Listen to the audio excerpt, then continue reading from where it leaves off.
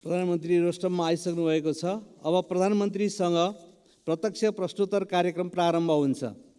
सर्वप्रथम प्रश्नकर्ता मान्य सदस्य श्री ईश्वरी देवी नेउपानेलाई सम्माननीय प्रधानमन्त्रीसँग प्रश्न सोध्न अनुमति दिन्छु।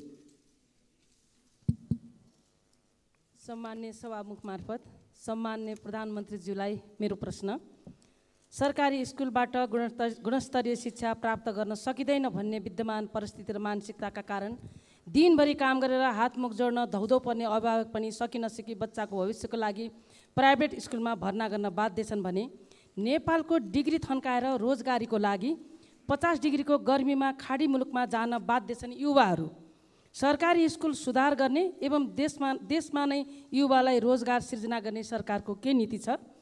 विदेशमा पढ्न जाँदा 1 वर्षमा नेपालको कति रुपियाँ विदेशिन्छ एवं बाहिर रोजगारीबाट 1 वर्षमा कति रेमिट्यान्स भित्रिन्छ? नम्बर 2, कृषि प्रधान देश सधैँ मलको हाहाकार छ। मल कारखाना खोल्ने सरकारको के नीति छ? नम्बर 3, सुदूरपश्चिम प्रदेशले राजधानीको आफ्नै प्रशासनिक भवनबाट काम गर्न कहिले पाउँछ? धन्यवाद। अब सम्माननीय प्रधानमन्त्री श्री पुष्पकमल दाहाल प्रचण्डलाई उक्त प्रश्नको जवाफ दिन अनुमति दिन्छु। सम्माननीय सभामुख महोदय, म अब प्रश्नको उत्तर दिन तयार भएको छु। तर उत्तर दिनु अगाडि 2-3टा वाक्य मात्रै म भन्न चाहन्छु। यो प्रश्न उत्तर कार्यक्रम यस किसिमको व्यवस्था गर्ने कुरामा नियमावली समिति र यो सम्मानित सदनबाट जो व्यवस्था भएको छ त्यसको लागि म धन्यवाद भन्न चाहन्छु। आज बिहान प्रश्न उत्तरको लागि बडो जोसको साथ तयारी गरेर म आउँदै थिएँ, तर 2 घण्टा ढिलो भयो। अलिकति नमिठो त लागेकै छ र प्रश्न उत्तर कार्यक्रमको सुरुकै दिनमा नियम निलम्बन गर्नुपर्ने जो अवस्था आयो त्यो पनि बडो नमिठो अनुभूति हामी सबैलाई भएकै छ। तर फेरि सर्वसम्मत भयौँ हामी। सर्वसम्मत भएकोमा त यो खुसीकै कुरा हो। अब म मान्य ईश्वरी नेउपानेको प्रश्नको उत्तर दिन चाहन्छु। सरकारी एवं सार्वजनिक शिक्षा सुधारलाई वर्तमान सरकारले उच्च प्राथमिकतामा राखेको छ। सरकारी विद्यालयमा गुणस्तरीय शिक्षा प्रदान गर्न सरकार प्रतिबद्ध रहेको जानकारी गराउन चाहन्छु। सबै सरकारी विद्यालयमा गुणस्तरीय र रोजगारमूलक शिक्षा प्रदान गरी स्वदेशमा नै रोजगारीका अवसर सिर्जना गर्न हालको शिक्षा नीतिमा केही गुणात्मक सुधार गर्ने सरकारको धारणा रहेको छ। साथै विद्यालयहरूको संरचनागत र भौतिक सुधारमा जोड दिइएको छ। शिक्षकको क्षमता विकासका कार्यक्रमहरू सञ्चालनमा रहेका छन्। स्थानीय तह र प्रदेश सरकारसँग प्रभावकारी समन्वय गरी विद्यालयको अनुगमन र मूल्याङ्कन गरिँदै आएको छ र यस्ता कार्यलाई निरन्तरता दिई शिक्षा प्रणाली थप सुदृढ गरिने बेहोरा सम्मानित सदनलाई जानकारी गराउन चाहन्छु। आर्थिक वर्ष 79-80 को पहिलो 9 महिनामा रु 903 अरब 39 करोड रेमिट्यान्स प्राप्त भएको छ, जुन गत आर्थिक वर्षको तुलनामा 24.2% वृद्धि हो। यसै अवधिमा नेपाली विद्यार्थीहरू विदेशमा पढ्न जाँदा रु 67 अरब 19 करोड रुपियाँ बाहिरिएको देखिएको छ। नेपालमा रासायनिक मल उत्पादन गर्ने सम्बन्धमा नेपाल लगानी बोर्डमा प्राप्त भएका विभिन्न प्रस्तावहरूको सम्भाव्यता अध्ययन कार्य भइरहेको जानकारी गराउन चाहन्छु। अध्ययनका आधारमा मल कारखाना स्थापना सम्बन्धी कार्यलाई उच्च प्राथमिकता दिई अगाडि बढाइने जानकारी पनि यो सम्मानित सदनलाई दिन चाहन्छु। धन्यवाद। अर्का प्रश्नकर्ता मान्य सदस्य श्री पदम गिरीलाई सम्माननीय प्रधानमन्त्रीसँग प्रश्न सोध्न अनुमति दिन्छु।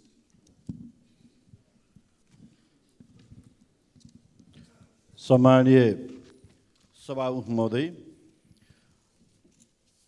सम्माननीय सभामुख महोदय मार्फत म प्रधानमन्त्रीज्यूलाई प्रश्न गर्नको लागि उपस्थित भएको छु। सम्माननीय प्रधानमन्त्रीज्यूलाई मैले प्रश्न गर्नको लागि एउटा प्रश्न तयार गरेको थिएँ। यही क्रममा देशका विभिन्न कुनाबाट गरिब किसानहरूले फोन गर्नुभयो। लम्पी स्किन भन्ने बिमारको कारणले हाम्रा गाईहरू धमाधम मर्न लागे। 100औं हजारौंको सङ्ख्यामा गाईहरू चाहिँ बिमारी भएका छन्, भ्याक्सिन पाइएको छैन। हाम्रो कुरा उठाइदिनुहोस् भनेर भन्नुभएको छ। फेरि मधेसतिरबाट धेरै साथीहरूले फोन गर्नुहुन्छ, हिजो बेलुकादेखि निरन्तर फोन आएको छ। हामी हजारौँ युवाहरूले चाहिँ अहिले +2 पास गरेका नागरिकता पाएको छैन, नागरिकता विधेयक कहिले आउँछ सोधिदिनु होला भन्नुभएको छ। यस्ता धेरै प्रश्नहरूको बिचबाट म एउटा प्रश्न फेरि जुन पहिला नै मैले दर्ता गराएको थियो त्यो प्रश्न यहाँ म राख्न चाहन्छु सभामुख महोदय। 50 खर्ब माथिको हाम्रो अर्थतन्त्रको आकार छ, तर सङ्घीय सरकारले सञ्चित कोषमा 159 अर्बले घाटामा छ सभामुख महोदय। आयोजनाहरूको भुक्तानी दिन 80 अर्बभन्दा बढी बाँकी छ। करिब 60% पालिका आफ्नो स्रोतबाट प्रशासन चलाउन असक्षम छन्, तर प्रदेश र स्थानीय तहहरूले पाउने समानीकरण अनुदानमा 50% कटौती भएको छ। यस्तो परिस्थितिमा राज्यको अनिवार्य दायित्व कसरी निर्वाह गर्नुहुन्छ? म प्रधानमन्त्रीज्यूलाई म प्रश्न गर्न चाहन्छु। साथसाथै सङ्घको कोष खुम्चियो भन्दै प्रदेश र स्थानीय तहले पाउने अनुदान कटौती हुँदा उनीहरूले आफ्नो तजविजमा बनाउने योजना र खर्चको स्रोत भर्न कसरी हुन्छ? उनीहरूले गर्नै पर्ने अनिवार्य दायित्व कसरी पुरा गर्छन्? सरकारको आर्थिक मन्दीको सामना गर्ने योजना के छ? सभामुख महोदय मार्फत म सम्माननीय प्रधानमन्त्रीज्यूलाई यो प्रश्न राख्न चाहन्छु। धन्यवाद। सम्माननीय प्रधानमन्त्रीजी पुष्पकमल दाहाललाई उक्त प्रश्नको जवाफ दिन अनुमति दिन्छु। सभामुख महोदय, माननीयजीले पहिला प्रश्न गर्दा म अलिकति झस्किएँ, किनभने पहिला रातभरि गाईको निबन्ध पढेर आएको, बिहान प्रश्न आउँदा नदी आएपछि कसरी लेख्ने भन्ने समस्या परे जस्तै होला कि भन्ने डर लागेको थियो। तर फेरि मान्य सदस्यले दोस्रो भागमा निर्धारितै प्रश्न सोध्नुभयो, त्यसको लागि धन्यवाद। 72 सालको महाभूकम्प, कोभिड-19 को प्रभाव, अन्तर्राष्ट्रिय आर्थिक मन्दी लगायतका कारणबाट देशको अर्थतन्त्रको समग्र मागमा ह्रास आएको कुरा हामी सबैलाई ज्ञात नै छ। तरलताको सङ्कुचन हुनुको साथै घट्दो दरमा राजस्व परिचालन भएको र पुँजीगत खर्चमा अपेक्षित सुधार हुन नसकेको अवस्था पनि हामी सबैलाई जानकारी नै छ। अर्थतन्त्रका यस्ता चुनौतीहरूलाई सम्बोधन गर्न वित्तीय, मौद्रिक र क्षेत्रगत नीति तथा कार्यक्रमहरूमा आवश्यक सुधार गरी समष्टिगत आर्थिक स्थायित्व कायम गर्न सरकार प्रयत्नशील रहेको छ। विदेशी लगानीलाई प्राथमिकता दिँदै सरकार र निजी क्षेत्रको साझेदारीमा उत्पादन र उत्पादकत्व अभिवृद्धि गरी रोजगारी सृजना गर्ने खालका कार्यक्रमहरू सरकारको प्राथमिकतामा रहेका छन्। सरकारी खर्चमा मितव्ययिता कायम गरी फजुल खर्चको नियन्त्रण गरिएको छ। सरकारले राजस्व प्रशासनलाई थप सुदृढ र चुस्त बनाउँदै राजस्वको दायरा विस्तार गर्ने र राजस्व चुहावट, राष्ट्रिय पुँजी पलायन, अवैध कारोबारलाई कडाइका साथ नियन्त्रण गर्ने नीति सरकारले लिएको छ। सरकारका यी नीतिहरूको सकारात्मक प्रभावका सङ्केतहरू पनि सबैले देख्ने गरी आएकै छन्। विदेशी लगानीलाई प्रोत्साहन र स्वदेशी उद्योगलाई संरक्षण गरी आर्थिक भार कम गर्ने नीति सरकारको रहेको कुरा पनि म जानकारी गराउन चाहन्छु। यसका साथै वित्तीय सङ्घीयताको प्रभावकारी कार्यान्वयन गरी खर्चको आवश्यकता र राजस्व क्षमताको आधारमा वित्तीय हस्तान्तरणको कार्यक्रमलाई सुदृढ गर्दै लगिनेछ। प्रदेश र स्थानीय सरकारको राजस्वको क्षमता वृद्धि गर्ने, करको दायरा वृद्धि गरी सक्षम र आत्मनिर्भर बनाउने कार्यक्रम पनि रहेको जानकारी गराउन चाहन्छु। धन्यवाद। अर्का प्रश्नकर्ता मान्य सदस्य श्री पूर्णबहादुर घरतीलाई म प्रधानमन्त्रीजीसँग प्रश्न सोध्न अनुमति दिन्छु। समय र अवसरका लागि सम्मान्य सभामुखलाई धन्यवाद। सम्मान्य प्रधानमन्त्रीज्यू, वृहत शान्ति सम्झौताको महत्त्वपूर्ण पाटो बेपत्ता पारिएका व्यक्तिहरूको छानबिन, सत्य निरूपण तथा मेलमिलाप सम्बन्धी कार्य शान्ति प्रक्रियाको 18 वर्षसम्म पनि कार्यान्वयन हुन सकिराखेको छैन। द्वन्द्वकालीन मुद्दाहरूलाई शान्ति सम्झौताको मर्मअनुसार समाधान गर्ने भन्दा पनि तत्कालीन विद्रोही पक्ष यानि कि माओवादीलाई फौजदारी अभियोग सम्बन्धी मुद्दाहरूद्वारा तह लगाउने आशयका अभिव्यक्ति र क्रियाकलापहरू सदनभित्र र बाहिर भइराखेका छन्। तपाईँ वृहत शान्ति सम्झौताको हस्ताक्षरकर्ता एवं तत्कालीन विद्रोही पक्षको सर्वोच्च कमान्डर हुनुहुन्छ। हाल तपाईँको नेतृत्वमा रहेको सरकारले यसको समाधानका लागि भए गरेका प्रयासहरू र जटिलताहरू के हुन् र कहिलेसम्म समाधान हुन्छ? धन्यवाद। सम्मानीय प्रधानमन्त्रीलाई उक्त प्रश्नको जवाफ दिन अनुमति दिन्छु। सभामुख महोदय, शान्ति प्रक्रिया र सङ्क्रमणकालीन न्याय सम्बन्धी सबै बाँकी कामहरू बृहत शान्ति सम्झौताको मर्म र भावना अनुसार समाधान गर्न सरकार दृढ र प्रयत्नशील छ। बेपत्ता पारिएका व्यक्तिको छानबिन आयोग र सत्यनिरूपण तथा मेलमिलाप आयोगको सिफारिस समेतका आधारमा जनयुद्ध र जनआन्दोलनका घाइते र अपाङ्गता भएका व्यक्तिको पुनर्स्थापना र परिपूरणको कार्यलाई प्राथमिकताका साथ अगाडि बढाइनेछ र यसै सदनमा रहेको बेपत्ता पारिएका व्यक्तिको छानबिन र दुवै आयोग सम्बन्धी विधेयक संशोधन प्रक्रियामा छ र मैले सरकारको तर्फबाट यो विषयमा बृहत राजनीतिक सहमतिको निम्ति निरन्तर प्रयास गरेको कुरा पनि म यहाँ जानकारी गराउन चाहन्छु। किनकि विस्तृत शान्ति सम्झौतासँग सम्बन्धित र संविधान सभा र सङ्घीय लोकतान्त्रिक गणतन्त्र स्थापनासम्म आउँदा जे जति परिवर्तन भएका छन् त्यसमा सहमत सबै राजनीतिक सहयात्रीहरूको सहमतिबाट नै यो विधेयकलाई पारित गर्ने र अनि शान्ति प्रक्रियाका बाँकी कामलाई छिटोभन्दा छिटो पुरा गर्न सरकार दृढ सङ्कल्पित रहेको म जानकारी गराउन चाहन्छु। जगन्य एउटा कुरा म आज यस सम्मानित सदनलाई के कुरा पनि स्मरण गराउन चाहन्छु भने जति बेला विस्तृत शान्ति सम्झौता भयो र यसै हलमा हामीले 7 राजनीतिक दलको तर्फबाट दिवंगत गिरिजाप्रसाद कोइरालाले र तत्कालीन विद्रोही पक्षको तर्फबाट मैले हस्ताक्षर गर्दै गर्दा हाम्रो एउटा बहस भएको थियो।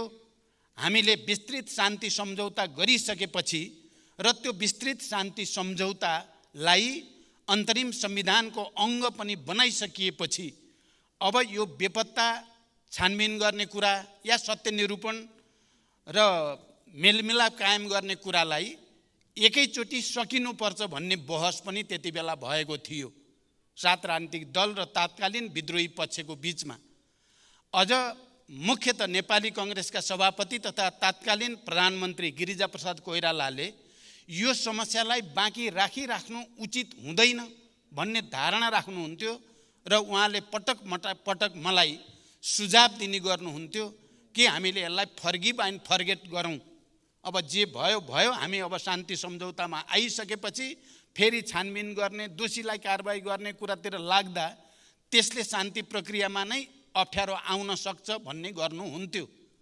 मैले विद्रोहीको एक हस्ताक्षरकर्ताको नाताले मैले त्यसो गर्न हुँदैन भन्ने गर्दथेँ र जघन्य अपराधमा संलग्नलाई कुनै पनि प्रकारको उन्मुक्ति नदिने प्रतिबद्धता सहित मैले दिवंगत गिरिजाप्रसाद कोइराला आदरणीय नेतालाई त्यसको निम्ति कन्भिन्स गरेको थिएँ।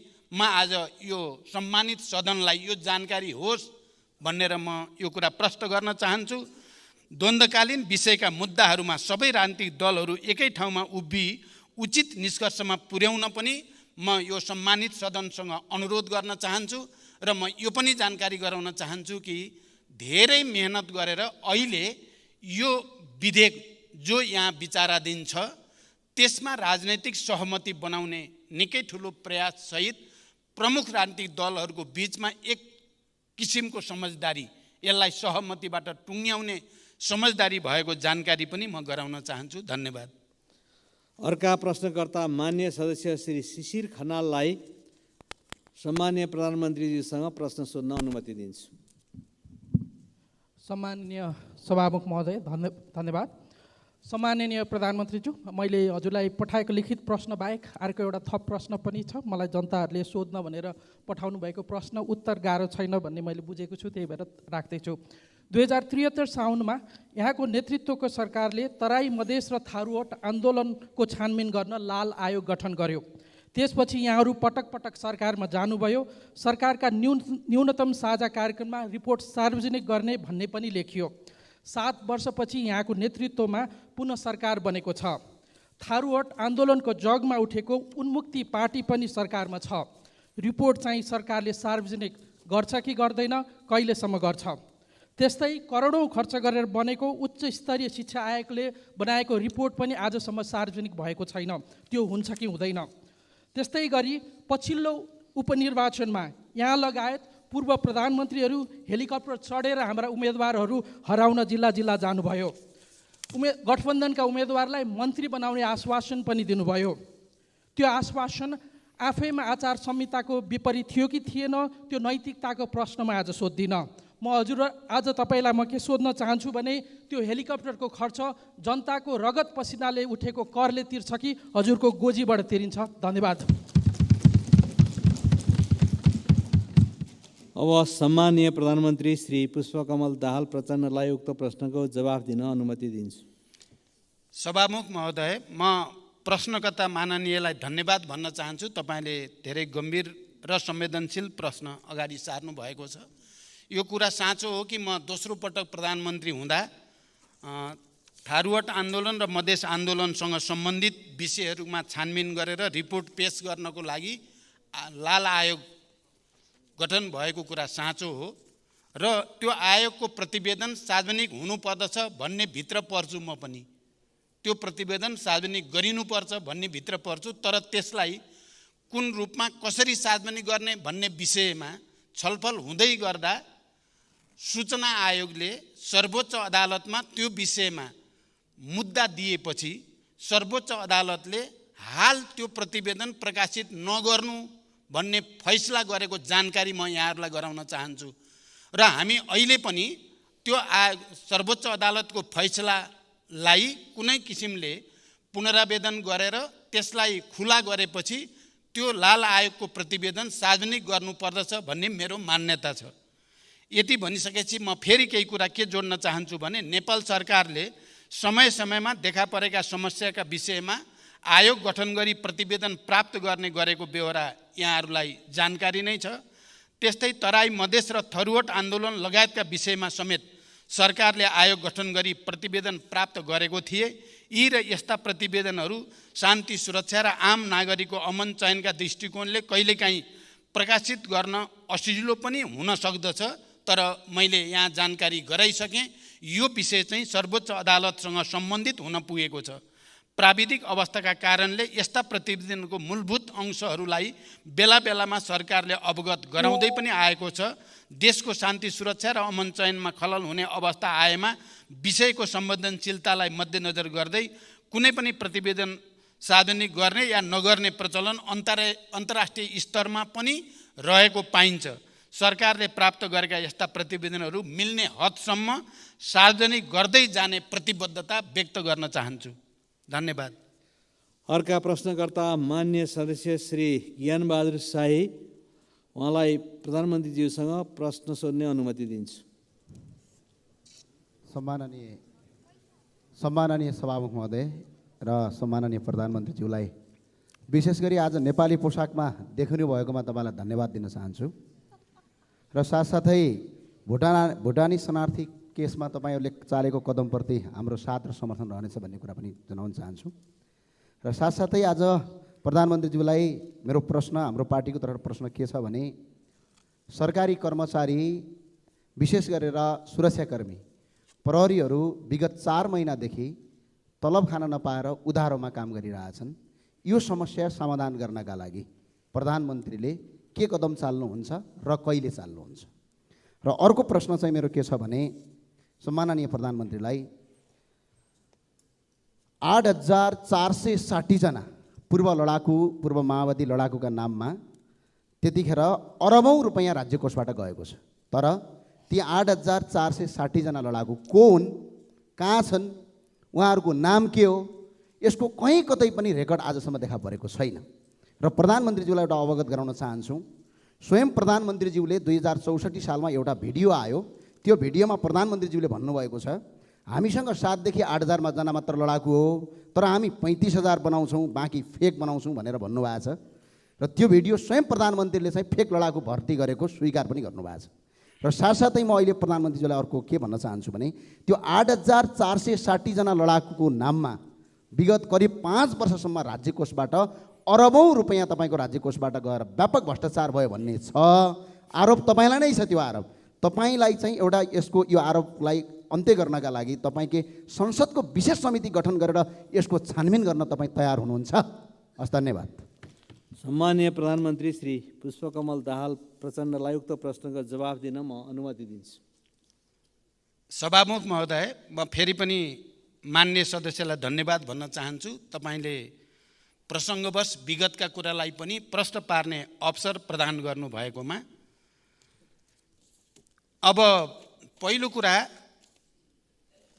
पूर्व माओवादी लडाकुलाई राज्य कोषबाट वितरण गरिएको रकममा व्यापक भ्रष्टाचार भयो भन्ने कुरा, यो आरोपको निम्ति आरोप मात्रै हो भन्ने कुरा म बडो जोड दिएर भन्न चाहन्छु। किनकि त्यति बेला शान्ति सम्झौता भएर क्यान्टोनमेन्टमा पूर्व जनमुक्ति सेनालाई राख्ने निर्णय भइसकेपछि क्यान्टोनमेन्टको भौतिक पूर्वाधार र योद्धाहरूको रासन पानीको निम्ति भनेर राज्यबाट दिइएको रकम र त्यसको अडिट, त्यसको हिसाब किताब, त्यहाँ को थिए, कोले लिए भन्ने सबै रिकर्ड रहेको कुरा म मान्य सदस्यलाई जानकारी गराउन चाहन्छु।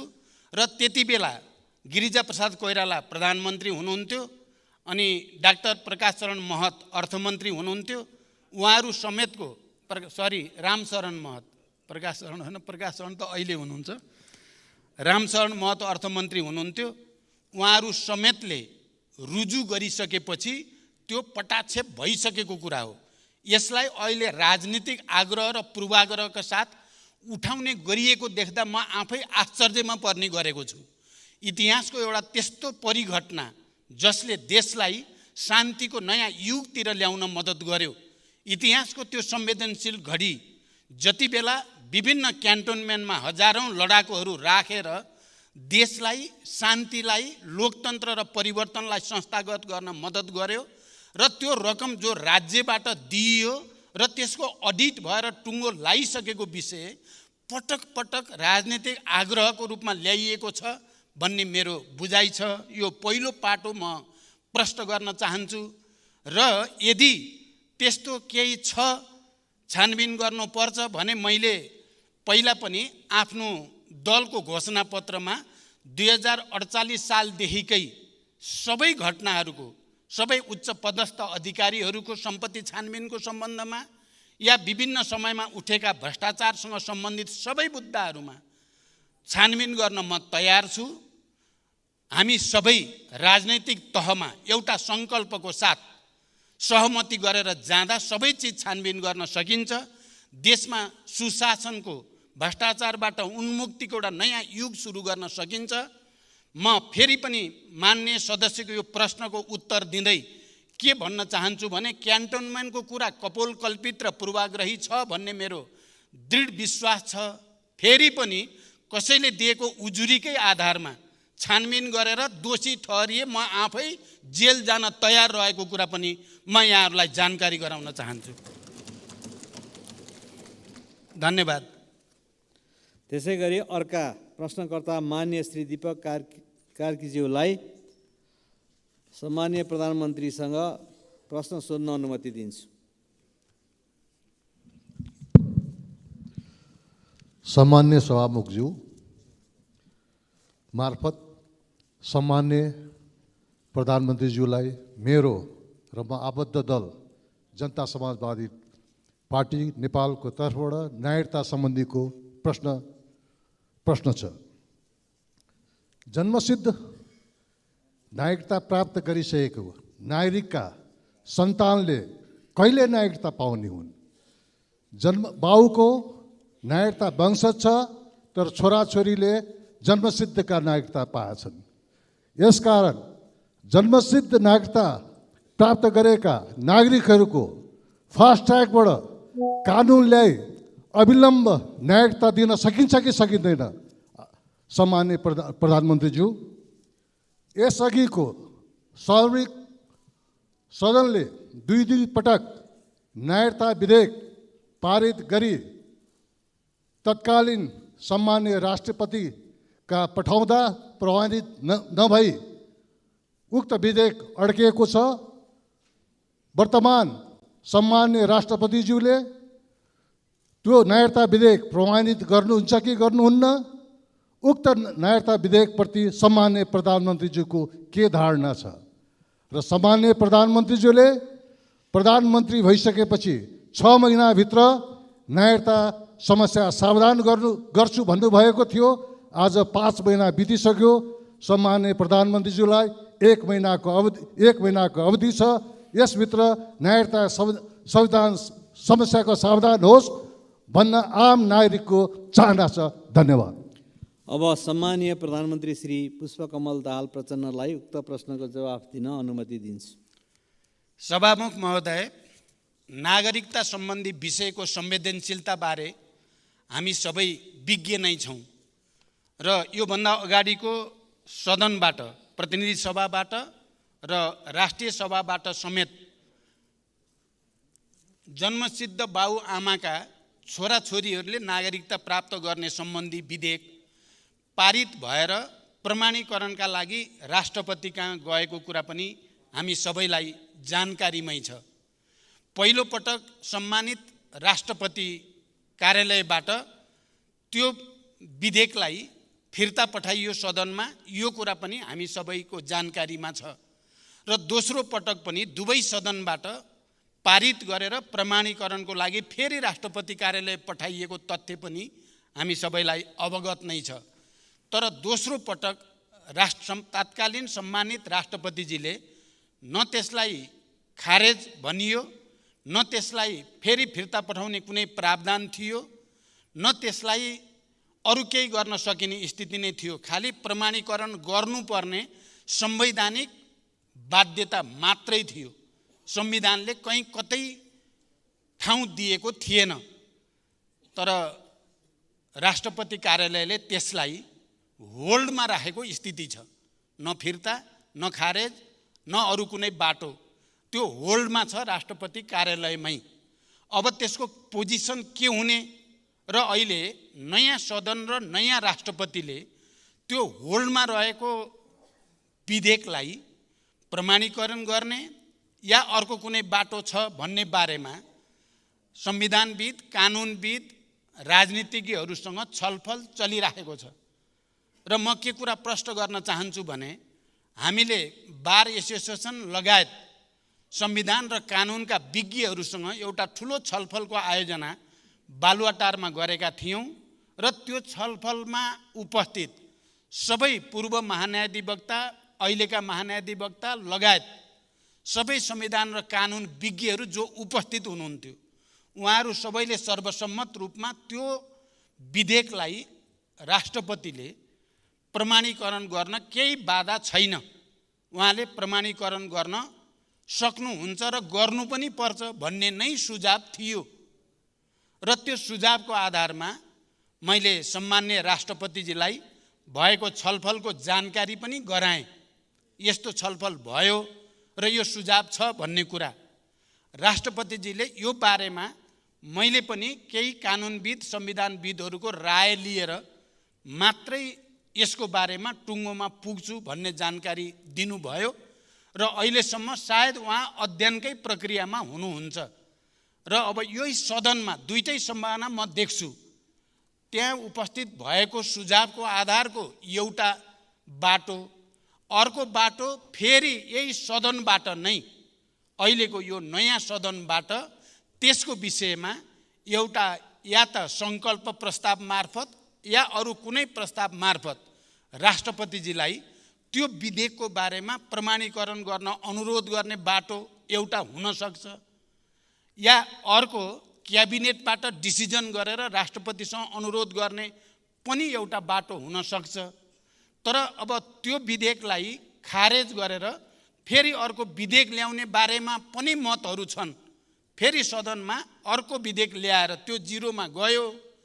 त्यसकारण अब त्यो जिरोमा गइसकेको विधेयकलाई, अब मृत भइसकेको विधेयकलाई जीवित मान्न सकिँदैन भन्ने मत पनि सदनभित्र पनि छ, सदन बाहिर पनि छ। त्यसकारण यो विषयमा छलफल चलेको छ। माननीय सदस्यले भने जस्तै म के ठान्छु र मेरो तर्फबाट प्रधानमन्त्रीको हैसियतले मेरो के कोसिस छ भने 1 महिनाभित्रै यसको टुङ्गो लाग्छ। धन्यवाद। अर्का प्रश्नकर्ता मान्य श्री मेटमणि चौधरीको तर्फबाट मान्य श्री शेरबहादुर कुँवरलाई सम्माननीय प्रधानमन्त्रीसँग प्रश्न सोध्न अनुमति दिन्छु। सम्मान्य सभामुखज्यूको अनुमतिले सम्मान्य प्रधानमन्त्रीज्यू समक्ष मेरो प्रश्न यस प्रकार छ। नेपाललाई भुटानी शरणार्थी बनाएर अमेरिका पठाउने नाममा करोडौँको ठगी धन्दा भएको छ। यस कार्यमा शीर्ष नेतृत्व नै संलग्न रहेको प्रमाण भेटिन थालेको समाचार सञ्चार माध्यमबाट प्रसारण भइरहेको छ। अझ आरोपित भई थुनामा रहेका व्यक्तिहरूले VVIPका निर्देशनमा भए गरिएका बयानहरू दिइरहेका छन्। खासमा यो के कुरा हो? मानौँ अहिलेका VVIPहरूका संलग्न भएको प्रमाणहरू जुट्यो भने के गर्नुहुन्छ? उहाँहरूलाई कारबाहीको दायरामा ल्याउनुहुन्छ कि हुँदैन? पहिलो प्रश्न। दोस्रो प्रश्न, यसै गरी मुलुक अहिले आर्थिक रूपमा सङ्कटग्रस्त छ। बजारमा पैसा अभावको कारण अर्थतन्त्र चलायमान हुन सकेको छैन। जनताहरूलाई छाक जुटाउन मुस्किल परिरहेको छ। यो अवस्था कहिलेसम्म रहने? समाधानको लागि प्रधानमन्त्रीज्यूसँग योजना के छ? धन्यवाद। सम्मान्य प्रधानमन्त्रीलाई उक्त प्रश्नको जवाफ दिन अनुमति दिन्छु। सभामुख महोदय,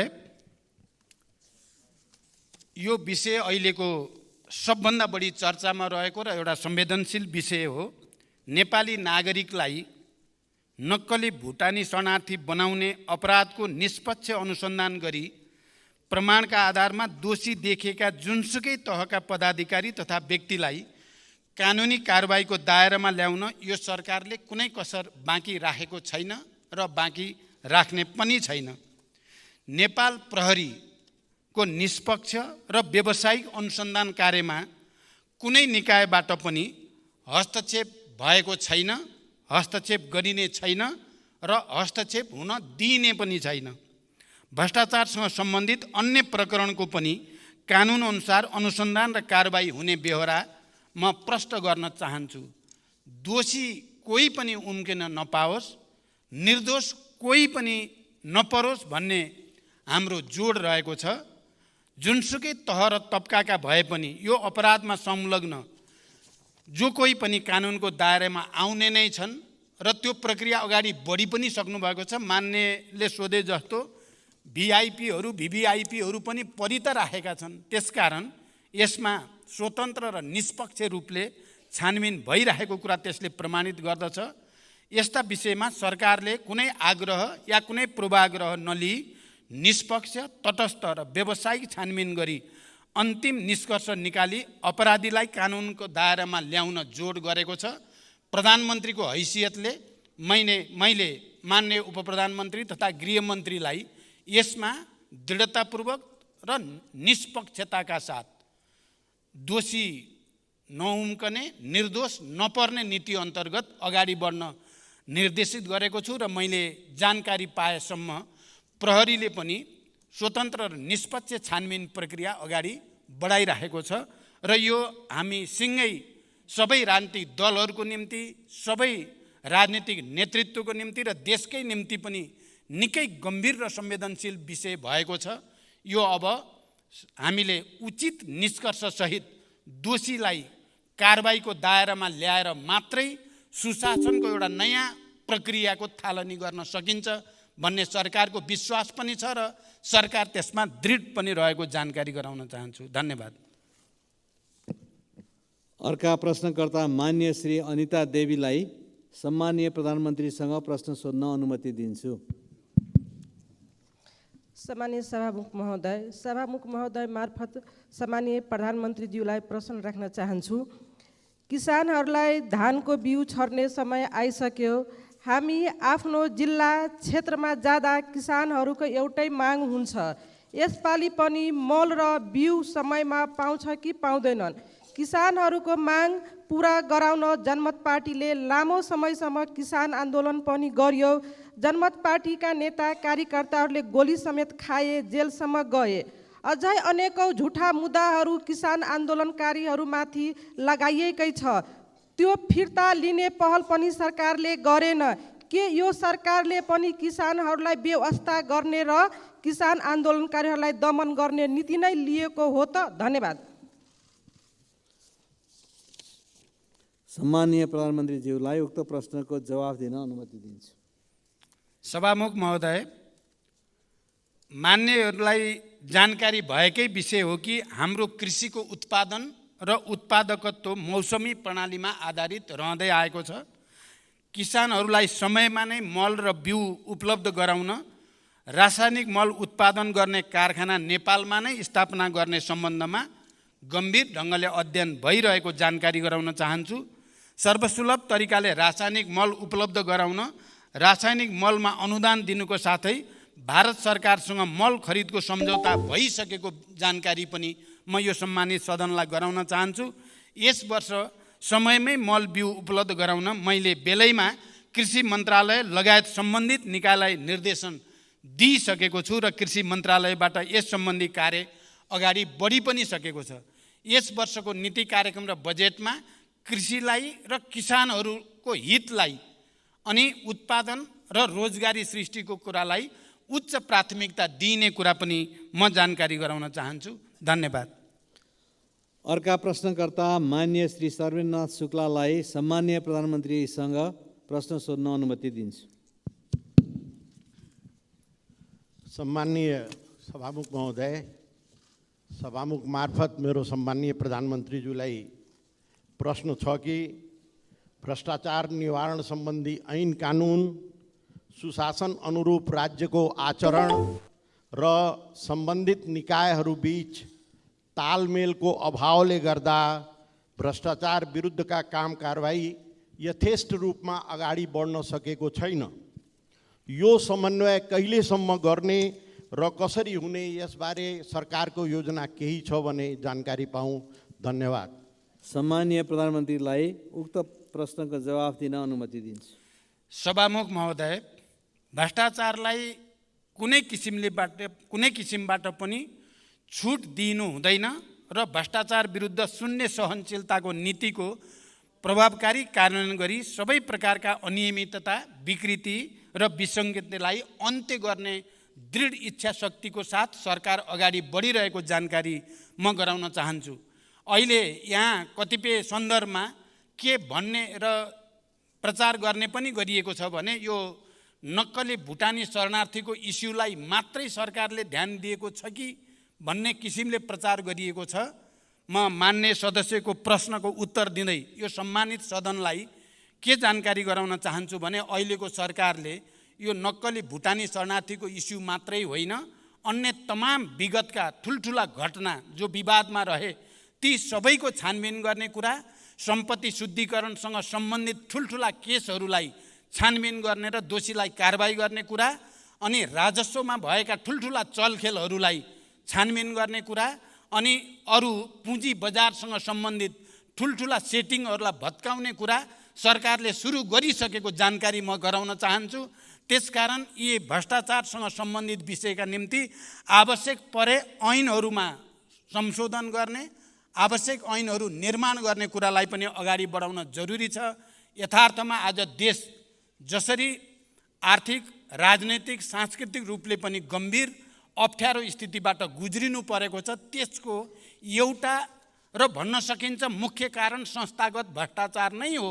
चौतर्फी भ्रष्टाचार र विकृतिले गर्दा देश निकै अप्ठ्यारो ठाउँतिर जान थालेको हुनाले म यो सम्मानित सदनसँग र यसका सबै राजनीतिक नेतृत्वसँग अपिल गर्न चाहन्छु। हामीलाई अहिले एउटा अवसर छ आफूलाई सच्याउने, राजनीतिक दलहरू, यो सम्मानित सदनलाई पनि एउटा ठुलो ऐतिहासिक अवसर छ। भ्रष्टाचार र विकृतिका विरुद्ध, विसङ्गतिका विरुद्ध एउटा नयाँ अभियानको थालनी गरेर देशलाई एउटा साँच्चै लोकतन्त्र र गणतन्त्र, जनताको लागि, देशको लागि, विकासको लागि, समृद्धिको लागि, सुशासनको लागि सबैभन्दा राम्रो व्यवस्था हो भन्ने प्रमाणित गर्ने एउटा अवसर हामीलाई प्राप्त छ। यो अवसर हामी कसैले गुम्न नदिउँ भनेर म अपिल गर्न चाहन्छु। धन्यवाद। अर्का प्रश्नकर्ता मान्य सदस्य श्री गङ्गाराम चौधरीलाई सम्मानीय प्रधानमन्त्रीसँग प्रश्न सोध्न अनुमति दिन्छु।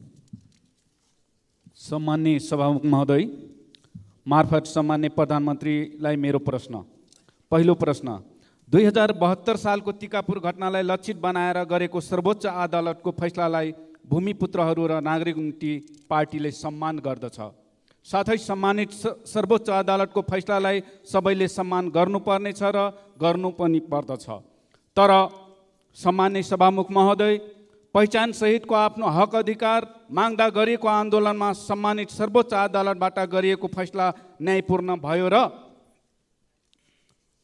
थारूहरूले 2072 सालमा आफ्नो हक अधिकार पहिचान माग्दा घुसपैठ गरी घटाइएको पूर्व योजना सहितको टिकापुर घटना किन राजनीतिक घटना भएन?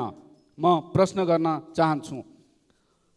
सम्मान्य सभामुख महोदय, यसको जवाब सभामुख मार्फत मैले माननीय गृहमन्त्री र सम्मान्य प्रधानमन्त्रीज्यूबाट पाउनै पर्छ। दोस्रो प्रश्न, सभामुख महोदय, माननीय रेशम चौधरी लगायत टिकापुर राजबन्दीहरू अन्यायमा परेका छन्। टिकापुर घटनापछि गिरिशलाल चन्दको संयोजकत्वमा लाल आयोग प्रतिवेदन तयार गरिएको थियो, तर हालसम्म त्यो लाल आयोग प्रतिवेदन कहाँ छ, कोसँग छ, त्यसको जिम्मेवारी कसले लिएको छ, त्यो प्रतिवेदन सरकार किन लुकाइएर राखेको छ? सम्मानित अदालतको फैसला स्वीकारेर हाम्रा नेता जेलमा बस्नुपर्ने, तर सरकारले सम्मान्य अदालतको फैसला नतिर्ने?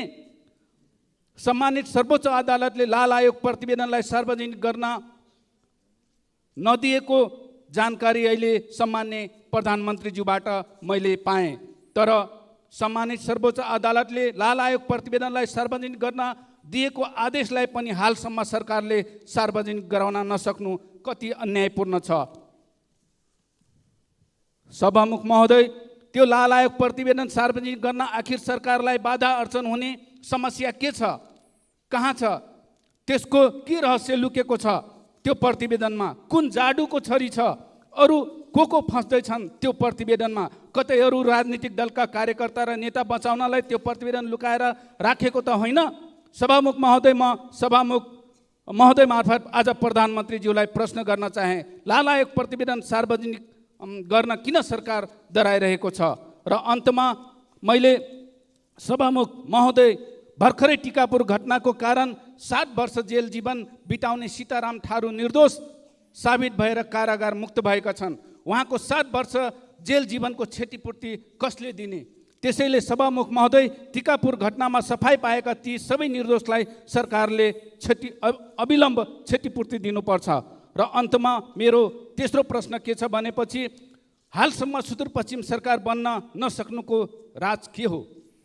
सभामुख महोदय मार्फत म प्रधानमन्त्रीज्यूलाई, सामान्य प्रधानमन्त्रीज्यूलाई प्रश्न गर्न चाहे, सरकार बनेको 5 महिना पुग्दैछ, हालसम्म सुदूरपश्चिम सरकार बनाउन नसक्ने सरकार के कारणले बन्न सकेको छैन? धन्यवाद। सम्मान्य प्रधानमन्त्रीज्यूलाई उक्त प्रश्नको जवाफ दिन अनुमति दिन्छु। सभामुख महोदय, मान्य सदस्यले एउटा प्रश्नको ठाउँमा 4-5 वटा प्रश्न जोडेर गर्नुभयो, केही छैन, ठिक छ। लाल आयोगको प्रतिवेदनबारे मैले अघि नै प्रश्न गरिसकेको छु र सरकार यो प्रतिवेदन सार्वजनिक गर्ने पक्षमा नै छ भन्ने कुरा पनि मैले अघि नै भनिसकेको छु, किनकि म नै प्रधानमन्त्री हुँदा नै यो आयोग गठन भएको हुनाले, तर त्यसमा जे व्यवहारिक र कानुनी जटिलता छन् तिनलाई फुकाएर मात्रै त्यसलाई सार्वजनिक गर्न सकिन्छ भन्ने कुरा म प्रश्न गर्न चाहन्छु। र राजनीतिक आन्दोलनका कारण जेल जीवन बिताइरहेका बन्दीहरूका सम्बन्धमा सरकारको यसै सम्मानित संसदमा विधेयक प्रस्तुत भइसकेको छ र विधेयक छिटै निष्कर्षमा पुग्ने पनि म विश्वास व्यक्त गर्न चाहन्छु। खालि थारूहट आन्दोलनसँग सम्बन्धित मात्र होइन, मधेस आन्दोलन लगायत अन्य आन्दोलनसँग सम्बन्धित बन्दीहरूको रिहाईको विषय पनि त्यो विधेयकमा रहेको जानकारी पनि म गराउन चाहन्छु। त्यो विधेयक यसै सदनमा दर्ता भइसकेको छ र हामी छिटै त्यसलाई पारित गर्दैछौँ र त्यो विधेयकको बाटो गरी अनि बन्दी रिहा गर्ने बाटो पनि हामी अगाडि बढ्नेछौँ। यो कुरा पनि म प्रश्न गर्न चाहन्छु। तपाईले रेशमलाल चौधरीको बारेमा जसरी प्रश्नसँग प्रश्न राख्नु भएको छ, म के विश्वास दिलाउन चाहन्छु भने रेशम चौधरीको विषयमा हामीले यस अगाडि पनि अध्यादेश ल्याएर भए नि उहाँलाई छुटाउने प्रयास हामीले गरेकै हो। अदालतबाट जे फैसला भए पनि छिटो फैसला होस् भन्नको निम्ति हामीले सबैतिर कुनै न कुनै रूपमा आवाज उठाएकै हो र अहिले टुङ्गिएको छ। अब यो विषयलाई कसरी समाधान गर्ने विषयमा हामी निकै गम्भीर छौँ र मलाई विश्वास छ यसको छिटै एउटा टुङ्गोमा हामी पुग्नेछौँ। धन्यवाद। अर्का प्रश्नकर्ता मान्य सदस्य श्री प्रेम सुवाललाई सम्मान्य प्रधानमन्त्रीजीसँग प्रश्न सोध्न अनुमति दिन्छु। सभामुख महोदय, सभामुखज्यू मार्फत प्रधानमन्त्रीजीलाई जिज्ञासा राख्न चाहन्छु। प्रधानमन्त्रीजीले नेपाललाई स्विजरल्यान्ड र सिङ्गापुर जस्तै बनाउने भन्नुहुन्थ्यो। ती दुवै देश कस्ता थिए? अहिले नेपाली नागरिकलाई नक्कली भुटानी शरणार्थी बनाउने देश किन बनाउनु भयो? नक्कली भुटानी शरणार्थी बनाउने नाउँमा राज्य विरुद्धको कसुर, मानव बेचबिखन तथा वसार पसार, सङ्गठित अपराध, सरकारी कागजात छाप तथा दस्तखत कृत्य, सार्वजनिक सम्पत्ति दुरुपयोग, सरकारी गाडीमा भ्रष्टाचारको करोडौँ रुपियाँ वसार पसार, ठगी लगायत काण्ड मचाएका आरोपीहरूलाई के कस्तो कारबाही हुने हो त्यो यहाँले केही अनुमान गर्नुभएको छ? यसमा प्रधानमन्त्री हुनुभएकाहरू सबै जिम्मेवार हुनु पर्दैन र? यति बेलै 3 दलबीच सहमति पनि भयो समिति भागभन्दा लगायतमा। यो नक्कली भुटानी शरणार्थी काण्डका आरोपीहरूलाई उन्मुक्ति दिने तयारी त होइन? महान्यायाधिवक्ताको कार्यालयले तत्कालीन सरकारी ललिता निवासको सरकारी जग्गा व्यक्तिको नाममा दर्ता गर्ने मुद्दालाई दर्तै गर्न लगाएन। के यो नक्कली भुटानी शरणार्थीको मुद्दा पनि महान्यायाधिवक्ताको कार्यालयले फलानालाई छोडिदिनु, फलानालाई मुद्दा दिनु भनेर आदेश दिने हो कि अथवा मुद्दै नलाग्ने हो कि? र महान्यायाधिवक्ताको कार्यालयलाई प्रधानमन्त्रीद्वारा त्यस्तो आदेश जाने हो कि?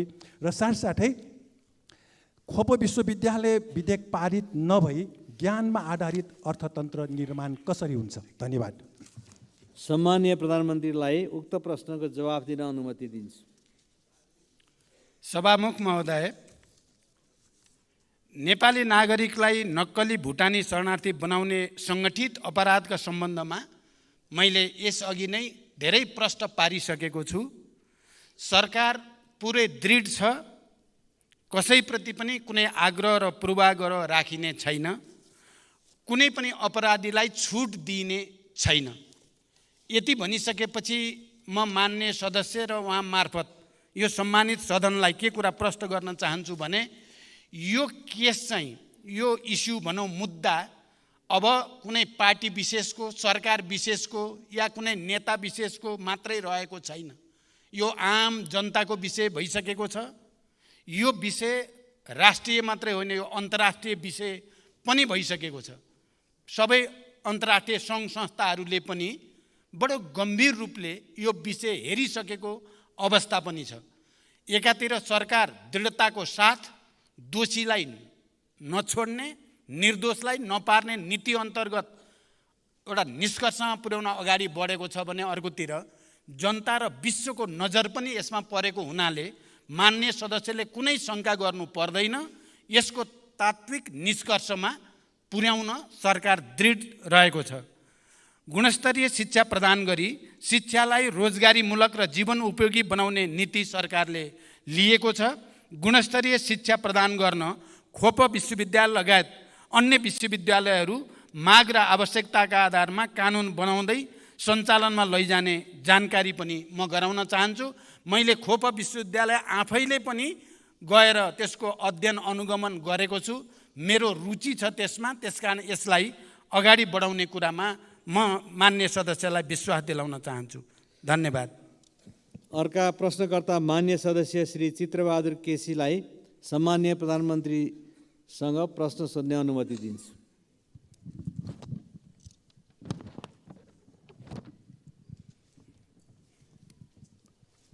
सम्माननीय सभामुखज्यू मार्फत सम्माननीय प्रधानमन्त्रीलाई प्रश्न गर्न चाहन्छु। नेपालमा नयाँ प्रधानमन्त्री हुँदा विदेश भ्रमणमा जाँदा पहिलो भ्रमण भारतबाटै गर्नुपर्ने नेपालीको बाध्यता के होला?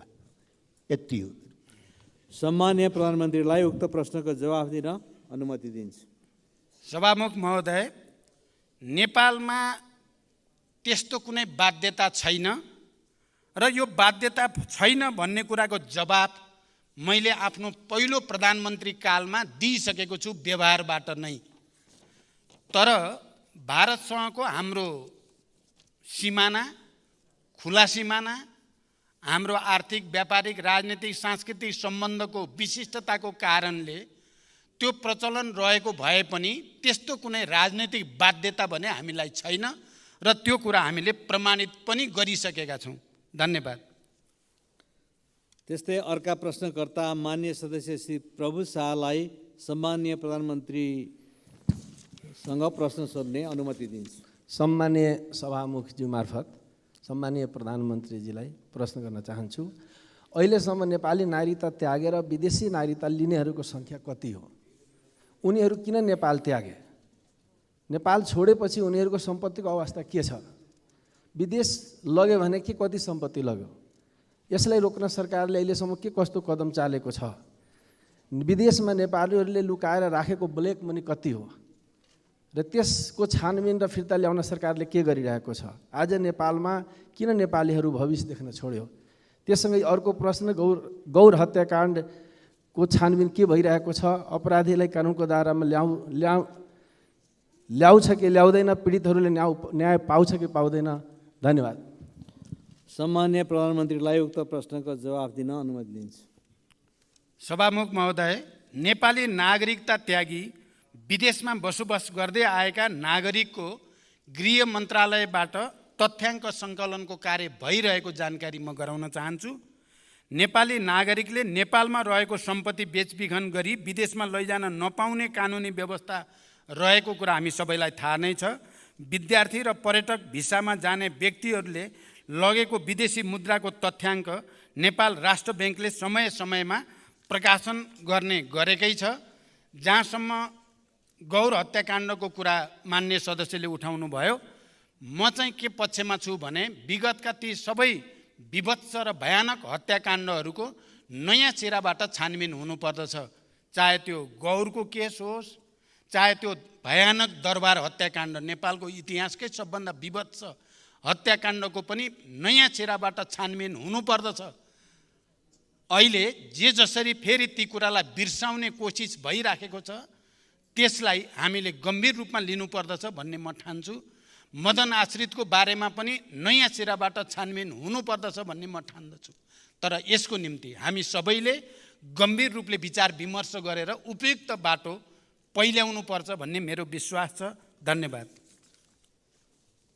अर्का प्रश्नकर्ता मान्य सदस्य डाक्टर अमरेश कुमार सिंहलाई सम्माननीय प्रधानमन्त्रीसँग प्रश्न सोध्न अनुमति दिन्छु। सम्मानीय सभामुख महोदय, सभामुख मार्फत सम्मानीय प्रधानमन्त्रीजीलाई केही प्रश्न राख्न चाहन्छु।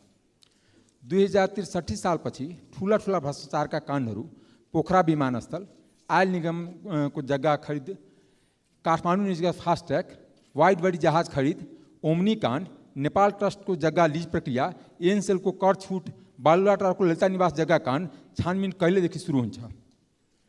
साथै आम नेपाली नागरिकले राजनीति रहित गुणस्तरीय सहज एवं सुलभ तरिकाले शिक्षा, स्वास्थ्य, न्याय एवं रोजगारी र किसानले समयमै मल, बिउ र उत्पादनको उचित बजार पाउने दिन कहिले आउँछ? र अर्को एउटा प्रश्न छ कि ललितपुर आन्तरिक राजस्व कार्यालयको एउटा कागजात बाहिर आएछ। नेपालको सबभन्दा महँगो शुल्क लिने उलेन्स स्कुलको आयकर माफ गरिएको छ र जहाँ बुढा निकण्ठमा नेपाली विद्यार्थी, गरिब विद्यार्थी छात्रवृत्तिमा पढ्छ त्यहाँ आयकर लिने गरिन्छ। यस्तो परम्परा कहिलेसम्म रहन्छ? धन्यवाद। सम्माननीय प्रधानमन्त्रीलाई उक्त प्रश्नको जवाफ दिन अनुमति दिन्छु। मान्य सदस्यज्यूले उठाउनु भएको यो प्रश्नका उत्तरहरू मैले अघिल्ला उत्तरहरूमा दिइसकेको छु। त्यसकारण यी सबै ठुल्ठुला काण्डहरू, हत्याकाण्डहरू या भ्रष्टाचारका काण्डहरूको छानबिन प्रक्रिया अगाडि बढाउने बारे सरकार गम्भीर रूपले लागिरहेको जानकारी म फेरि दोहोऱ्याउन चाहन्छु र अन्य विषयहरू चाहिँ को बारेमा तपाईँले ध्यान आकर्षण गराउनु भएको छ। ध्यान आकर्षण भएको कुरा पनि म जानकारी गराउँछु। धन्यवाद। अर्का प्रश्नकर्ता मान्य सदस्य श्री योगेन्द्र मण्डललाई सम्माननीय प्रधानमन्त्रीसँग प्रश्न सोध्न अनुमति दिन्छु। सम्माननीय सभामुख महोदय मार्फत प्रधानमन्त्रीज्यूलाई मेरो प्रश्नभन्दा पनि संसदको पहिलो बैठकमा प्रधानमन्त्रीज्यूले आफ्नो भनाइ राख्दा धेरै राम्रा उच्च विचार, देश बनाउने विचारहरू राख्नु भएको थियो। त्यो विचारहरू अहिले पनि झल्झली आइरहेछ। त्यो मध्ये बेरोजगारी, 50 लाख गरिब, किसानहरूको कुरा उठाउनु भएको थियो। त्यसमा पनि विशेष गरी नागरिकताको विषय 6 महिनाभित्र नागरिकताको समस्या समाधान गर्छु भनेर भन्नुभएको थियो। त्यसै सन्दर्भमा अहिले भर्खर प्रधानमन्त्रीले जवाब पनि दिनुभयो, 6 महिना 1 महिनाभित्र गर्छु। र यो 1 महिनाभित्र गर्छु भन्दाखेरि हामी कति प्रतिशतले विश्वस्त हौँ कि कन्फर्म यसपालि 1 महिनाभित्र यो नागरिकता हुन्छ, यो मेरो प्रश्न हो। र सँगसँगै अहिले सुन्नमा आएको खास गरी खेलाडीहरू जुन अन्तर्राष्ट्रिय खेलाडी जुन भएको छ अहिले हाम्रो नेपालको जुन गौरव हामीलाई गौरव दिलाएको छ, ती खेलाडीहरूलाई रकम दिने, आर्थिक सहयोग गर्ने सरकारले घोषणा गर्ने र त्यो चाहिँ पहिला पनि घोषणा गरेको र भर्खर अस्ति घोषणा गरेको पनि पहिला पनि नपाएको भन्ने सुन्न आएको छ। के हो, म अनुरोध गर्न चाहन्छु। धन्यवाद। सम्माननीय प्रधानमन्त्रीज्यूलाई उक्त प्रश्नको जवाफ दिन अनुमति दिन्छु। सभामुख महोदय, नागरिकता समस्या समाधान सम्बन्धमा म प्रधानमन्त्री हुँदै गर्दा दुईटा गठबन्धन अगाडि आए। बडो यो पनि एउटा संयोग नै भन्नुपर्दछ। र दुवै गठबन्धनले साझा न्यूनतम कार्यक्रमको घोषणा गर्दै गर्दा नागरिकताको मुद्दालाई 6 महिनाभित्र समाधान गर्ने कमिटमेन्ट, प्रतिबद्धता व्यक्त गरिएको छ। यहाँ अघि मान्य सदस्यले 6 महिनामध्ये 5 महिना बित्यो, अब कति लाग्छ भनेर सोधेको सन्दर्भमा मैले केही व्याख्यासहित अब 1 महिनाभित्र यसलाई टुङ्ग्याउन सकिन्छ भनेर मैले विश्वास दिलाएको छु। तपाईँले प्रतिशतमा सोध्नुभयो, 1 महिनाभित्र मेरो विचारमा 100% नै यो समस्या समाधान गर्नुपर्छ, गर्न सकिन्छ। धन्यवाद। अर्का प्रश्नकर्ता मान्य सदस्य श्री दीपक गिरीलाई म सम्माननीय प्रधानमन्त्रीज्यूलाई आफ्नो प्रश्न राख्न अनुमति दिन्छु। सम्मान्य सभामुखज्यू, म सम्मान्य सभामुखज्यू मार्फत प्रधानमन्त्रीजीलाई एउटा प्रश्न राख्न गइरहेको छु। 7 दशक पहिला विक्रम सम्वत 2011 सालमा स्थापना भएको दाङ तुलसीपुर स्थित ऐतिहासिक र मध्यपश्चिम जनताको लागि महत्त्वपूर्ण तरिगाउँ विमानस्थल हालसम्म स्तर उन्नति हुन सकेन। हाल तपाईँको प्रधानमन्त्री कालमा ATR 72 वा सो सरह जहाज अवतरण र उडान गर्न सक्ने गरी सो विमानस्थलको धावन मार्ग स्तर उन्नति हुँदैछ भन्ने र चर्चा चलेको छ। आगामी अब 2080-81 मा तरिगाउँ विमानस्थलको धावन मार्ग स्तरोन्नति गर्न नेपाल सरकारसँग के कस्तो योजना र रणनीति रहेको छ? धन्यवाद। जय नेपाल।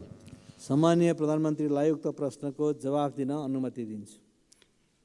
सभामुख महोदय, देशको एउटा मेरुदण्डकै रूपमा रहेको हवाई सेवालाई सुरक्षित, भरपर्दो, व्यवस्थित र अन्तर्राष्ट्रिय स्तरको बनाउन सरकार प्रयत्नशील रहेको कुरा म जानकारी गराउन चाहन्छु। दाङ तुलसीपुर स्थित तरिगाउँ विमानस्थललाई क्षेत्रीय विमानस्थलका रूपमा विकास गर्न संस्कृति, पर्यटन तथा नागरिक उड्डयन मन्त्रालयले सम्भाव्यता अध्ययन गरिसकेको छ। यसलाई स्तरोन्नति गर्ने कार्यलाई उच्च प्राथमिकतामा राखिएको छ। हामीले अन्तर्राष्ट्रिय स्तरको विमानस्थल निर्माणको कुरालाई प्राथमिकतामा राखेका छौँ, तर त्यसको बारेमा जति गम्भीर ढङ्गले विचार गरिनुपर्ने हो, कुन हवाई मैदान सबभन्दा पहिला बनाउनु पर्ने हो, कुन पछि बनाउनु पर्ने हो भन्नेमा कहीँ न कहीँ हामी चुकेको महसुस हुन्छ। हामीले फास्ट ट्र्याक भनेर अरबौँ खर्च गरेर फास्ट ट्र्याक रोड बन्दैछ, सेनाले त्यसलाई अगाडि बढाइरहेको छ। यहाँहरूलाई जानकारी भएकै छ, केही दिन अगाडि मात्रै म लगायत सरकारको एउटा उच्चस्तरीय टोलीले त्यसको अनुगमन भ्रमण पनि गर्यो। त्यो फास्ट ट्र्याक रोड यथार्थमा तराई मधेसलाई र मुख्यतः निजगढ विमानस्थललाई टार्गेट गरेर बनाउने निर्णय गरिएको। त्यसकारण निजगढ विमानस्थललाई अगाडि बढाउने कुरामा पनि सरकार प्रतिबद्ध छ र समग्रमा नेपालको हवाई सेवालाई व्यवस्थित गर्ने कुरामा सरकार दृढताको साथ अगाडि बढेको जानकारी गराउन चाहन्छु। धन्यवाद। अर्का प्रश्नकर्ता मान्य सदस्य श्री रघुजी पन्तलाई सम्मान्य प्रधानमन्त्रीसँग आफ्नो प्रश्न राख्न अनुमति दिन्छु।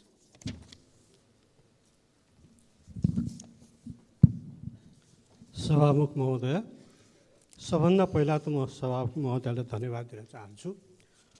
प्रत्येक महिनाको पहिलो हप्ता प्रधानमन्त्रीसँग प्रत्यक्ष प्रश्न सोध्न पाइने हाम्रो नियमावलीको दफा 56 को 1 मा उल्लेख भए पनि 5 महिनापछि आज यो सुदिन आएको छ। यसको लागि सभामुखज्यूको पहल कदमीलाई धन्यवाद, प्रधानमन्त्रीज्यूलाई पनि धन्यवाद। प्रधानमन्त्रीज्यूलाई हेर्न त बडा विशेष समय पनि बोल्नु पर्यो, आकस्मिक समयमा पनि बोल्नु पर्यो। जनता दुब्लाएर गएका छन्, मारमा परेका छन्, महँगीमा परेका छन्, आर्थिक मन्दी छ। यी सबैको बारेमा प्रधानमन्त्रीसँग छलफल गर्न पाइयोस् यो संसदमा भनेर पटक पटक आग्रह गरियो। केही नलागेर 0 आवरमा प्रधानमन्त्री कहाँ हुनुहुन्छ भनेर खोज्नुपर्ने, सूचना जारी गर्नुपर्ने अवस्था पनि आयो। धन्यवाद छ। आज धेरै दिनपछि देखेर होला प्रधानमन्त्रीज्यू, मेरो आँखालाई भ्रम परेको त होइन होला, प्रधानमन्त्रीज्यू पहिले भन्दा ह्यान्डसम देखिनु भएको छ। झन् दौरा सुरुवाल लाएर आउनु भएको छ, खाइलाग्दो पनि देखिनु भएको छ। कामना छ प्रधानमन्त्रीज्यू जति खाइलाग्दो देखिनु भएको छ, नेपाली जनता पनि छिटै नै त्यस्तै खाइलाग्दो देखिउन्। म अब आफ्नो प्रश्नतिर जान चाहन्छु सभामुख महोदय। तर प्रश्न सोध्नुभन्दा अगाडि म अर्को एउटा प्रश्न गर्न चाहन्छु। यो प्रश्न कसले आउट गर्यो? मेरो प्रश्न, अरू सांसदहरूको प्रश्न कसले आउट गर्यो? यो संसदभित्र प्रधानमन्त्रीलाई प्रत्यक्ष प्रश्न सोध्ने विशेषाधिकार सांसदको मात्रै हो। सांसदले त्यो प्रश्न नसोध्दै ती प्रश्नहरू अखबार र सञ्चार माध्यमहरूमा आउनु उपयुक्त हुँदैन। मैले बुझेसम्म यस्ता विषयहरू सांसदको विशेषाधिकारसँग सम्बन्धित कुरा हुन्। यो जहाँबाट गएको भए नि म यसलाई ठुलो इस्यु बनाउन चाहन्न, तर आइन्दा यहाँ प्रश्न सोध्नुभन्दा अगाडि सांसदले सोधिने प्रश्नहरू आउट हुनु हुँदैन। हाई स्कुलको प्रश्न आउट भए पनि, कलेजको प्रश्न आउट भए पनि, संसदको प्रश्न आउट भए पनि त्यो राम्रो मानिँदैन। मेरो प्रश्न छ, यो नेपाल भारत सम्बन्धका विविध पक्ष 1950 को सन्धि लगायत ती विविध पक्षमा सुझाव दिन गठित प्रबुद्ध व्यक्ति समूह इमिनेन्ट पर्सन ग्रुपको प्रतिवेदन तपाईको भारत भ्रमणको बेलामा दुवै प्रधानमन्त्रीले बुझ्ने काम हुन्छ कि हुँदैन? यदि भारत भ्रमणको बेलामा बुझ्ने काम भएन भने यो प्रतिवेदन तपाईले नेपाल फर्केपछि कहिले बुझ्नुहुन्छ? लिम्पियाधुरा, कालापानी, लिपुलेख सहित मिचिएका भूमि फिर्ता गरी नेपाल भारत बीच सीमा समस्या समाधान गर्ने विषय तपाईको भ्रमणको कार्यसूचीमा परेको छ कि छैन? धन्यवाद। सम्माननीय प्रधानमन्त्रीलाई उक्त प्रश्नको जवाफ दिन अनुमति दिन्छु। सभामुख महोदय, माननीय सदस्यले मेरो अलि धेरै नै प्रशंसा भनौँ कि व्यङ्ग के भन्ने हो, त्यसको लागि धन्यवाद। म धेरै खाइलाग्दो भएको छु जस्तो लागेको छैन। मेरो तौल चाहिँ घटिराखेको छ, देख्दाखेरि तपाईँले राम्रो देख्नुभएछ। तपाईँको आँखालाई पनि धन्यवाद। अब अर्को चाहिँ मान्य सदस्यले बडो मार्मिक ढङ्गले राख्नुभयो। यो सदनमा मान्य सदस्यहरूले प्रत्यक्ष रूपमा प्रधानमन्त्रीलाई सोध्ने प्रश्न पहिले नै मिडियामा आउनु राम्रो होइन, यसमा सतर्क हुनुपर्छ र यसलाई रोकिनुपर्छ भन्ने कुरा। अघि एकछिन मेरो कार्यकक्षमा त्यहाँ थोरै व्यङ्ग जस्तो पनि भयो। एकजना मान्य सदस्यले भन्नुभयो पहिल्यै गएछ प्रश्न, मैले सोधेँ मेरो उत्तर पनि आछ कि छैन बाहिर? अब मेरो उत्तर पनि बाहिर आइसकेको छ भने त सदन बस्नै परेन। प्रश्न पनि आइसकेको छ, तर उत्तर आएको रहेनछ। कम्तीमा त्यो कुरा चाहिँ गनिमत भन्नुपर्छ। जहाँसम्म भारत भ्रमणबारे कुरा मान्य सदस्यले राख्नुभएको छ, यी सबै गम्भीर विषयमा इपिजी रिपोर्टदेखि लिएर सीमा समस्यासँग सम्बन्धित विषयहरू, हाम्रो जमिनसँग सम्बन्धित विषयहरूमा पनि हामीले के कुरा प्रश्न गरेका छौँ भने हाम्रो 1 इन्च जमिन पनि हामी छोड्न सक्दैनौँ, हामीलाई छिमेकीको 1 इन्च जमिन पनि चाहिँदैन। यो नीति अन्तर्गत हामी नेपालका सबै राजनीतिक दलहरू र यो सम्मानित सदन सबै नै हामी एकमत नै छौँ। त्यही मान्यताभित्र रहेर नै भारत सरकारसँग कुराकानी हुन्छ। जहाँसम्म त्यसलाई बुझ्ने या नबुझ्ने कुरा रिपोर्टलाई या देशभित्र आएपछि के हुन्छ भन्ने कुरा भारत भ्रमणमा गएर कुरा गरिसकेपछिको परिस्थितिमा मात्रै भन्न सकिन्छ।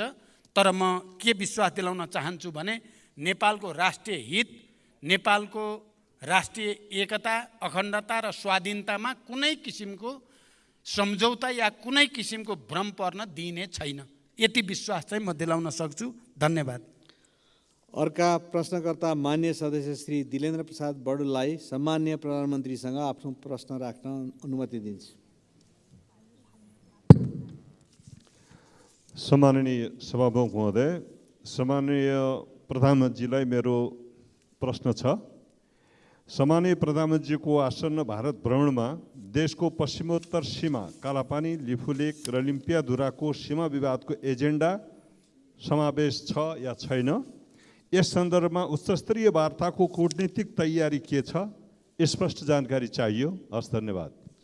सम्माननीय प्रधानमन्त्रीलाई उक्त प्रश्नको जवाफ दिन अनुमति दिन्छु। सभामुख महोदय, नेपालको परराष्ट्र नीति संयुक्त राष्ट्रसङ्घको बडापत्र, असंलग्नता र पञ्चशीलको सिद्धान्तमा आधारित रहेको कुरा यो सम्मानित सदनलाई जानकारी नै छ। राष्ट्रको सर्वोपरि हितलाई ध्यानमा राखी छिमेकी राष्ट्र लगायत सबै मित्र राष्ट्रसँग देशको सार्वभौम सत्ता, अखण्डता, स्वतन्त्रता, पारस्परिक सम्मान र लाभका आधारमा द्विपक्षीय सम्बन्ध विस्तार गर्ने नेपालको परराष्ट्र नीतिलाई निरन्तरता दिने प्रतिबद्धता व्यक्त गर्न चाहन्छु। सीमा सम्बन्धी सबै समस्याहरू पनि कूटनैतिक माध्यमबाट समाधान गरिने र छिमेकी मित्र राष्ट्रहरूसँग सौहार्द र घनिष्ठ सम्बन्ध कायम गर्ने नीति सरकारले लिएको छ। नेपाल भारत सम्बन्धका विविध पक्षहरूलाई पुनरावलोकन गरी समसामयिक बनाउने कार्यमा कूटनीतिक पहलहरू जारी रहेको जानकारी पनि यस सम्मानित सदनलाई गराउन चाहन्छु। नेपाल आफ्नो 1 इन्च भूमि पनि अन्य राष्ट्रलाई नदिने र अरू राष्ट्रको भूमि नलिने सिद्धान्तमा अडिग छ। यसै सिद्धान्तमा रहेर छिमेकीसँग सम्बन्ध कायम गर्न नेपाल प्रयत्नशील रहेको छ। मेरो निकट भविष्यमा हुने भारत भ्रमण पनि नेपालको बृहत्तर हित अभिवृद्धि गर्ने कार्यमा केन्द्रित रहने विश्वास म व्यक्त गर्न चाहन्छु। धन्यवाद। अर्का प्रश्नकर्ता मान्य सदस्य श्री विद्या भट्टराईलाई सम्मान्य प्रधानमन्त्रीसँग आफ्नो प्रश्न राख्न अनुमति दिन्छु। सम्माननीय सभामुख महोदय, म सम्माननीय सभामुख महोदय मार्फत सम्माननीय प्रधानमन्त्रीज्यूलाई प्रश्न गर्न चाहन्छु। मेरो प्रश्नलाई गम्भीरतापूर्वक सम्माननीय प्रधानमन्त्रीज्यूले सम्बोधन गर्नुहुनेछ भन्ने विश्वास समेत राख्न चाहन्छु। पहिलो प्रश्न, भ्रष्टाचार व्यथिति र आर्थिक सङ्कटले आम नागरिकलाई आक्रोशित बनाएको छ। चर्चित काण्डका रूपमा हिजो चर्चामा आएका व्हाइट बडी, एनसेल, क्यान्टोनमेन्टमा भएको भ्रष्टाचार, ललिता निवास लगायतका काण्डहरूको फाइल कहिले खुल्छ? सम्मान्य प्रधानमन्त्रीज्यू, मेरो अर्को प्रश्न रहेको छ। नक्कली भुटानी शरणार्थी प्रकरणमा अभियुक्त पहिचान गरी कारबाहीको प्रक्रिया अगाडि बढ्दा आम नागरिकमा उत्साह पैदा भएको छ, तर संशय पनि छ स्टन्ट र सस्तो लोकप्रियताका लागि मात्र हो कि? यदि होइन भने अनुसन्धानको निष्पक्षता र पारदर्शिता कसरी रहन्छ भन्ने आम नागरिकको जिज्ञासामा सम्मानित सदनलाई सम्मान्य प्रधानमन्त्रीज्यूले कसरी विश्वस्त बनाउन सक्नुहुन्छ? धन्यवाद। सम्मान्य प्रधानमन्त्रीलाई उक्त प्रश्नको जवाफ दिन अनुमति दिन्छु। सभामुख महोदय, भ्रष्टाचारसँग सम्बन्धित सबै प्रकरणको कानुन अनुसार अनुसन्धान र कारबाही हुने बेहोरा मैले अघिल्ला प्रश्नहरूका सन्दर्भमा पनि विस्तृत रूपमा र दृढताका साथ अगाडि राखिसकेको छु। सङ्गठित अपराध र भ्रष्टाचारलाई कुनै हालतमा छुट दिने छैन र भ्रष्टाचार विरुद्ध शून्य सहनशीलताको नीतिको प्रभावकारी कार्यान्वयन गर्ने व्यवस्था मिलाउन सरकार दृढ छ। सबै प्रकारका अनियमितता र भ्रष्टाचारजन्य कार्यहरूको अधिकार प्राप्त निकायहरूबाट छानबिन गरी टुङ्गोमा पुर्याउन र यस्ता सवालमा निर्ममतापूर्वक कारबाही गर्न यो सरकार प्रतिबद्ध रहेको कुरा पनि म फेरि दोहोऱ्याउन चाहन्छु। जहाँसम्म नक्कली भुटानी शरणार्थी बनाउने कुरा छ, यो 3 करोड करिब नेपालीहरूको आँखा केन्द्रित भएको र विश्वको ध्यान पनि केन्द्रित भएको हुनाले यो कुनै स्टन्टबाजी कसैले गर्ने कुरा सोच्नु पनि ठुलो भुल हुन्छ भनेर म राख्न चाहन्छु। हामी सबैको र देशकै इज्जतको प्रतिष्ठाको कुरा भएको छ यो, र भ्रष्टाचार र व्यथितिलाई रोक्ने प्रक्रियाको थालनी बिन्दु हुँदैछ यो नक्कली भुटानी शरणार्थीको इस्यु।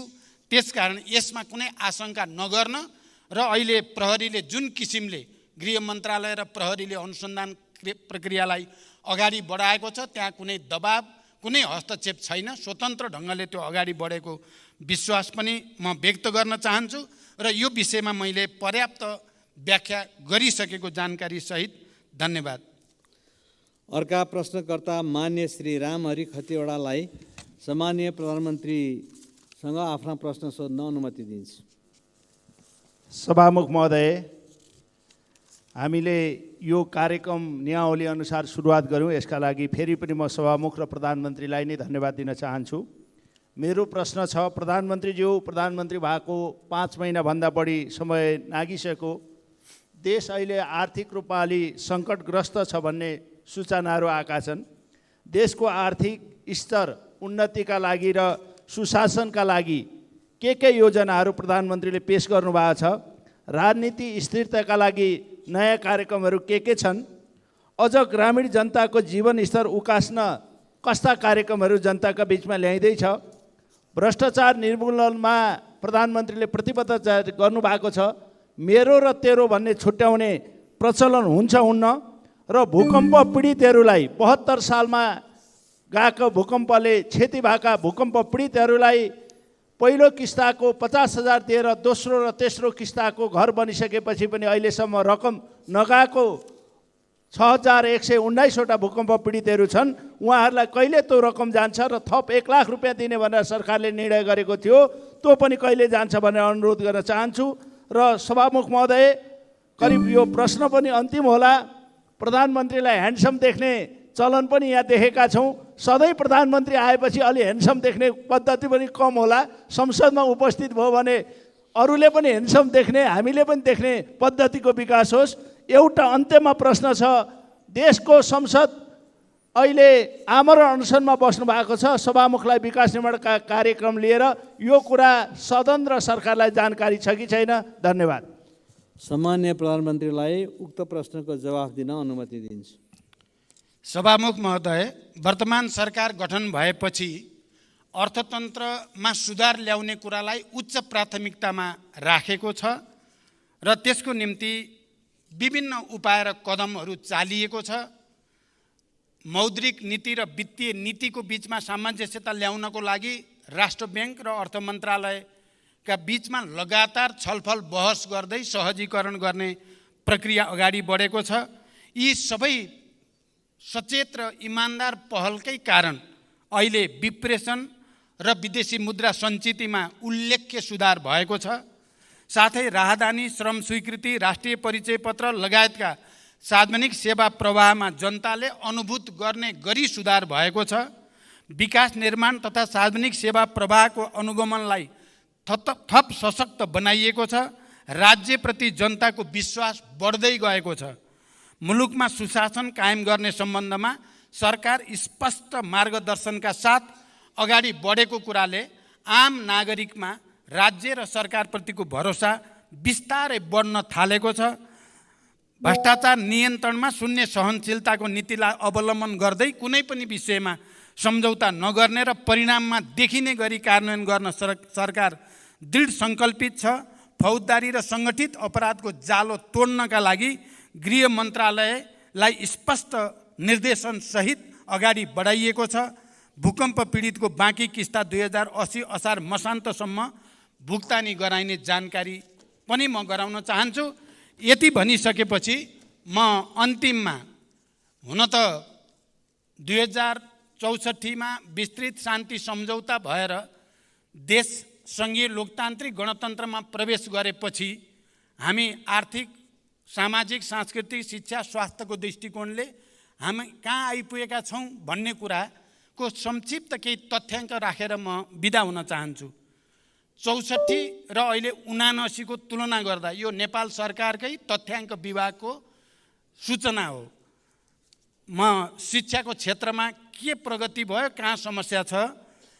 2064 सालमा प्राइमरी स्कुलहरूको सङ्ख्या 30,924 थियो, अहिले त्यो बढेर 35,187 भएको छ। माध्यमिक तहका विद्यालयहरूको सङ्ख्या 10,636 थियो, त्यो अहिले बढेर 17,183 भएको छ। सेकेन्ड्री स्कुलहरूको उच्च माध्यमिकको 6,516 थियो 64मा, त्यो अहिले 10,984 भएको छ। अनि विद्यालयमा भर्ना हुनेको दर 64 मा 95% थियो, अहिले 97% पुगेको छ। त्यस्तै साक्षरता प्रतिशत 64 मा 61% थियो, अहिले त्यो बढेर 76% 76 भएको छ। स्वास्थ्यको क्षेत्रमा हस्पिटलको सङ्ख्या 2064 मा 102 हस्पिटल थिए, अहिले 201 हस्पिटल छन्। डाक्टरहरूको सङ्ख्या 2064 मा 1627 थिए, अहिले 30,133 डाक्टर भएका छन् र यो आफैमा एउटा ठुलो चुनौती भएको छ हाम्रो स्वास्थ्य क्षेत्रको निम्ति। अनि यो सरदर आयु 64 मा 64 वर्ष नै थियो नेपालीको सरदर आयु, अहिले त्यो बढेर 72 वर्ष भएको छ। अनि बाल मृत्यु दर 64 मा 48%, 1000 मा 48 बालबालिका मृत्यु हुने गर्थ्यो, अहिले त्यो घटेर 28 मा आएको छ।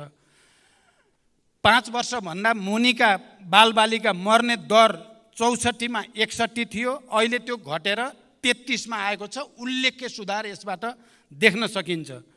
अनि इन्स्टिट्युसनल डेलिभरी अथवा अस्पतालमा या स्वास्थ्य केन्द्रमा गएर डेलिभरी बच्चा जन्माउने प्रक्रिया 64 मा 18% मात्रै जान्थे अस्पतालमा गएर बच्चा जन्माउने काम, अहिले 79%, धेरै ठुलो प्रगति त्यसमा देखिएको छ। त्यस्तै आर्थिक क्षेत्रमा पर क्यापिटा इन्कम चाहिँ पहिला 37,000 GDP थियो, अहिले 1,82,000 पुगेको छ। रेमिटेन्स 64 मा 17% थियो, अहिले 20% भएको छ। अनि माल निर्यात गर्ने 64 मा 13 थियो, अहिले घटेको छ, त्यो 7% मा घटेको छ। इम्पोर्ट 33% थियो, अहिले 43% मा बढेको छ। अनि कृषि मत्स्य पालन र चाहिँ फरेस्ट्रीमा 64 मा 32 थियो, अहिले 25 मा आएको छ। त्यस्तै